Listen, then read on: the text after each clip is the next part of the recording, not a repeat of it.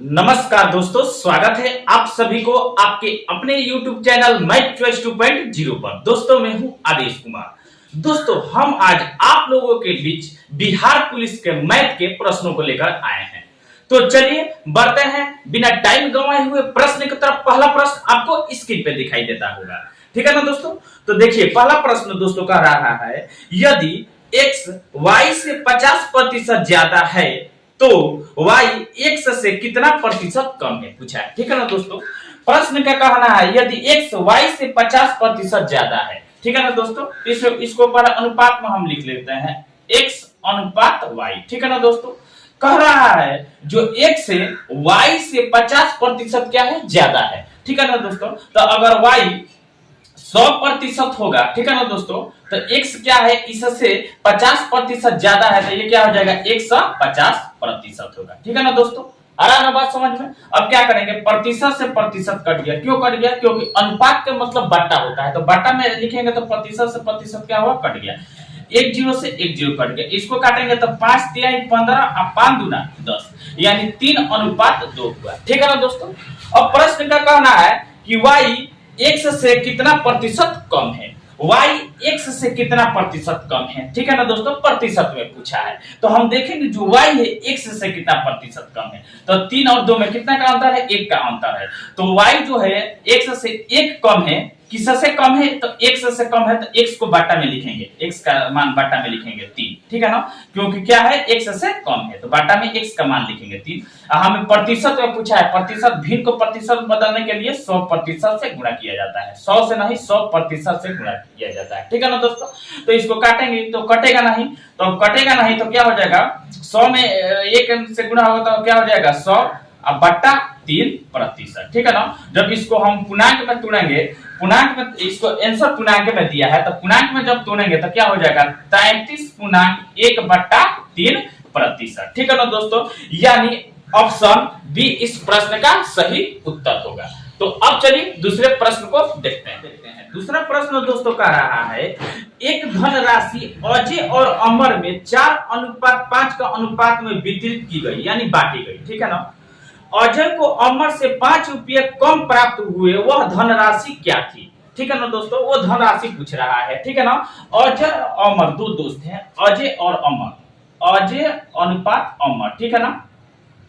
अजय को लिख देते हैं अजय, नाम दोनों अजय, अजय अनुपात अमर, ठीक है ना दोस्तों। ये दो दोस्त हैं, इनमें क्या हो रहा है दोस्तों कि 4:5 के अनुपात में वितरित की गई एक धनराशि, 4:5 के अनुपात में वितरित करेगी। वितरित मतलब बांटा गया, ठीक है ना, 4:5 के अनुपात में, ठीक है ना दोस्तों। फिर का प्रश्न कर रहा है, अजय को अमर से 5 रुपये कम प्राप्त हुए, अजय को अमर से 5 रुपया कम प्राप्त हुए, ठीक है ना दोस्तों। तो हम देखेंगे 5 रुपया कम प्राप्त हो रहा है अजय को अमर से, तो देखेंगे अनुपात में कितना कम प्राप्त हो रहा है, तो अनुपात में 1 कम प्राप्त हो रहा है, अनुपात में 1 कम प्राप्त हो रहा है, जबकि रियल में 5 रुपया कम प्राप्त हो रहा है। दोनों कम का डाटा हुआ, इसलिए इसको कर दिए आपस में बराबर, तो यानी अनुपात 1 का मान क्या हुआ 5।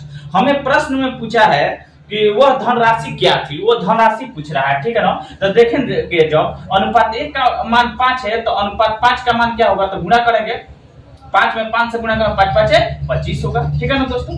फिर देखेंगे अनुपात 1 का मान 5 है, तो अनुपात 4 का मान क्या होगा, तो 4 में 5 से गुणा करें तो 5 होगा 20, ठीक है ना। तो पूछा है कि टोटल धनराशि कितनी है, तो जोड़ देंगे 20 को और 25 को, कितना होगा 20 को आप प्लस 25 को, दोनों को जोड़ेंगे तो 45 होगा, ठीक है ना। वो धनराशि कितनी थी, तो 45 थी, ठीक है ना। यानी ऑप्शन ए इस प्रश्न का सही उत्तर होगा। तो अब चलिए तीसरे प्रश्न को। प्रश्न दोस्तों कह रहा है, यदि एक 170 मीटर लंबी रेलगाड़ी एक निश्चित गति से चलते हुए एक 180 मीटर लंबी खड़ी हुई रेलगाड़ी को 15 सेकंड में पार कर जाती है, तो रेलगाड़ी की गति क्या है। दोस्तों रेलगाड़ी की गति पूछा है, यानी गति मतलब चाल, यानी रेलगाड़ी का चाल पूछा है, ठीक है ना दोस्तों। कोई भी ट्रेन किसी व्यक्ति या वस्तु को पार करती है, तो उस ट्रेन को सिर्फ अपनी लंबाई को पार करना होता है, वही उसका क्या होता है, दूरी होता है, ठीक है ना। लेकिन वही ट्रेन किसी प्लेटफॉर्म या किसी ब्रिज या किसी खड़ी हुई ट्रेन को पार करते हैं, यानी सेल्फ डिस्टेंस वाली वस्तु को पार करती है, तो उस ट्रेन को अपनी लंबाई प्लस उस सेल्फ डिस्टेंस वाली वस्तु के लंबाई के योग को पार करना होता है, तब उसका टोटल दूरी होता है उस ट्रेन का। ठीक है ना दोस्तों।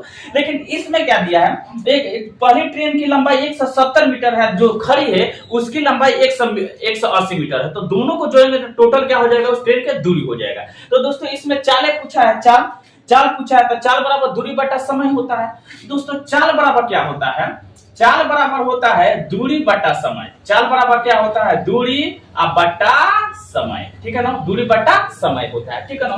तो दोस्तों देखेंगे पहले जो ट्रेन की लंबाई है वो 170 मीटर है और जो खड़ी ट्रेन है उसकी लंबाई 180 मीटर है, तो दोनों को जब जोड़ देंगे तो टोटल क्या हो जाएगा, ट्रेन की दूरी हो जाएगा। इसी दूरी को कितने सेकंड में पार कर जा रही है, तो 15 सेकंड में क्या कर जा रही है, पार कर जा रही है। तो हमें चाल पूछा है, तो चाल बराबर दूरी बटा समय, तो हम जोड़ देंगे इन दोनों को, 170 और 180 जोड़ेंगे तो कितना हो जाएगा, 350 मीटर हो जाएगा।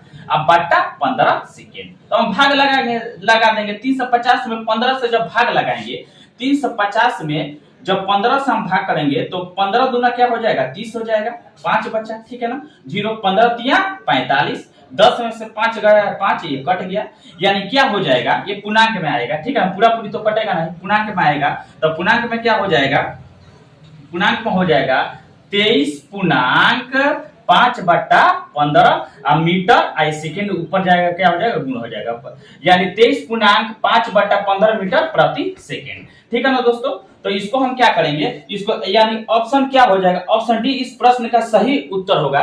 लेकिन इसमें क्या किया है, काट दिया है, तो इसको हम काट सकते हैं, यानी 23 पूर्णांक, इसको काटा है 5 1 5 5 3 15, यानी 1/3 मीटर पर सेकेंड, यानी उस ट्रेन की जो चाल होगी, यानी चाले पूछा है 23 पूर्णांक 1/3 मीटर प्रति सेकेंड, यानी ऑप्शन डी इस प्रश्न का सही उत्तर होगा। तो ऐसा ही वीडियो देखने के लिए धन्यवाद। मेरे चैनल को सब्सक्राइब और वीडियो को शेयर जरूर कीजिएगा।